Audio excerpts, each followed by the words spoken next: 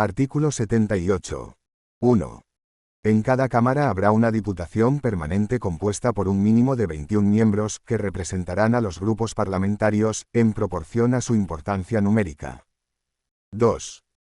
Las diputaciones permanentes estarán presididas por el presidente de la Cámara respectiva y tendrán como funciones la prevista en el artículo 73, la de asumir las facultades que correspondan a las cámaras, de acuerdo con los artículos 86 y 116, en caso de que éstas hubieren sido disueltas o hubiere expirado su mandato, y la de velar por los poderes de las cámaras cuando éstas no estén reunidas.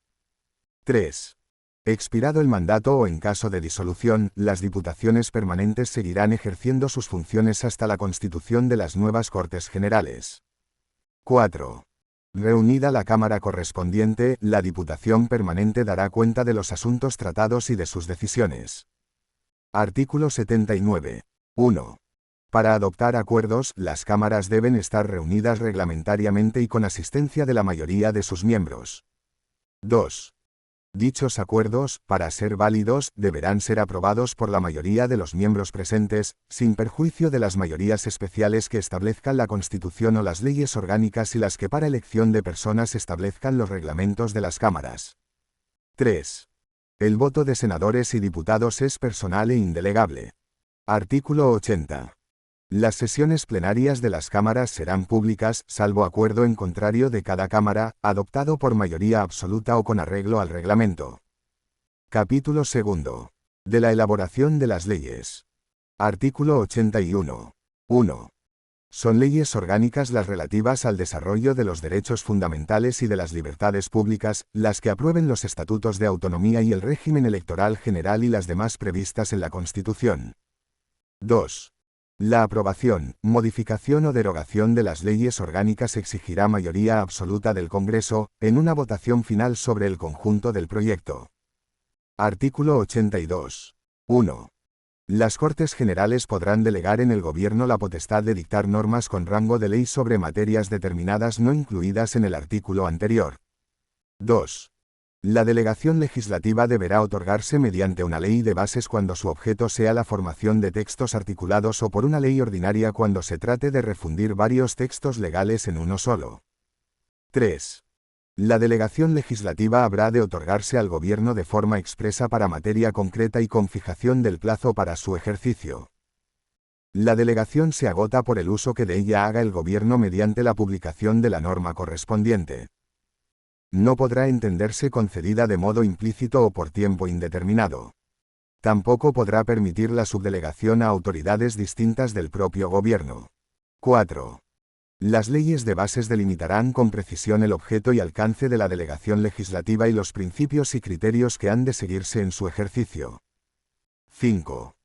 La autorización para refundir textos legales determinará el ámbito normativo a que se refiere el contenido de la delegación, especificando si se circunscribe a la mera formulación de un texto único o si se incluye la de regularizar, aclarar y armonizar los textos legales que han de ser refundidos. 6.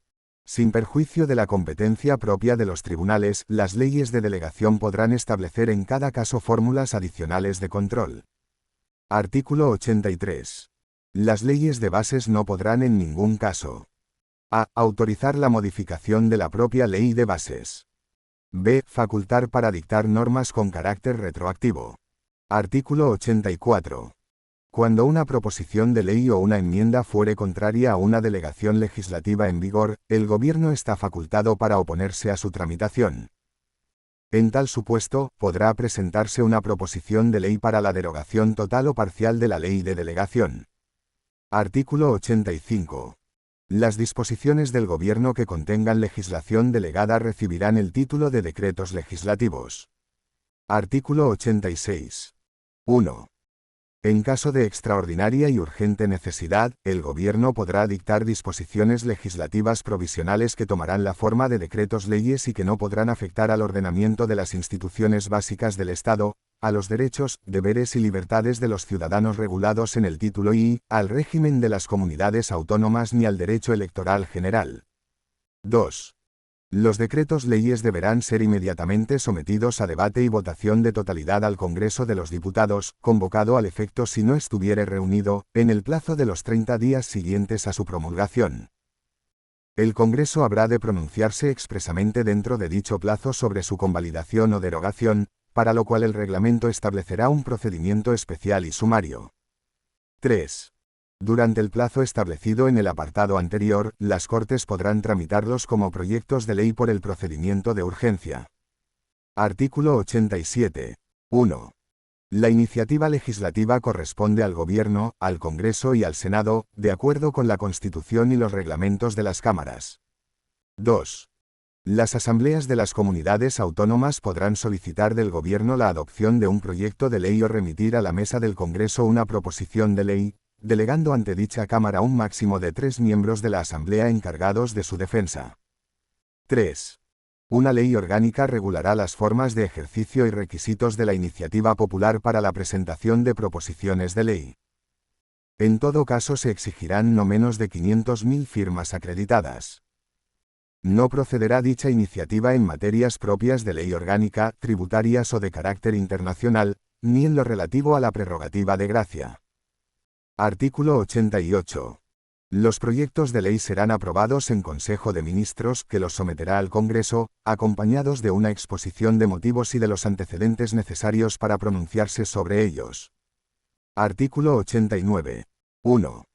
La tramitación de las proposiciones de ley se regulará por los reglamentos de las cámaras, sin que la prioridad debida a los proyectos de ley impida el ejercicio de la iniciativa legislativa en los términos regulados por el artículo 87. 2. Las proposiciones de ley que, de acuerdo con el artículo 87, tome en consideración el Senado, se remitirán al Congreso para su trámite en este como tal proposición. Artículo 90. 1. Aprobado un proyecto de ley ordinaria u orgánica por el Congreso de los Diputados, su presidente dará inmediata cuenta del mismo al presidente del Senado, el cual lo someterá a la deliberación de éste. 2.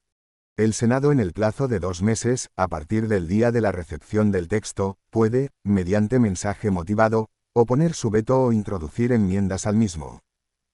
El veto deberá ser aprobado por mayoría absoluta.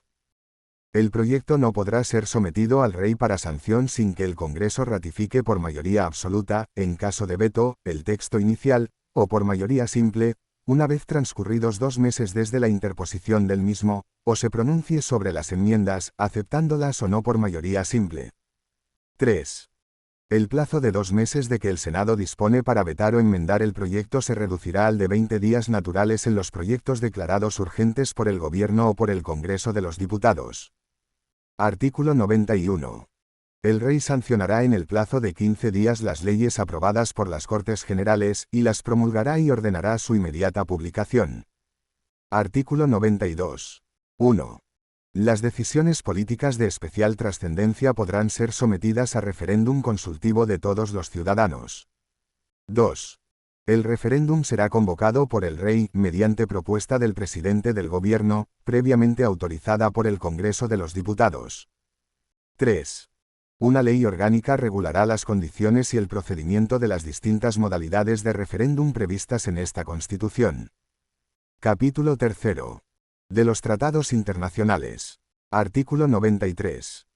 Mediante ley orgánica se podrá autorizar la celebración de tratados por los que se atribuya a una organización o institución internacional el ejercicio de competencias derivadas de la Constitución.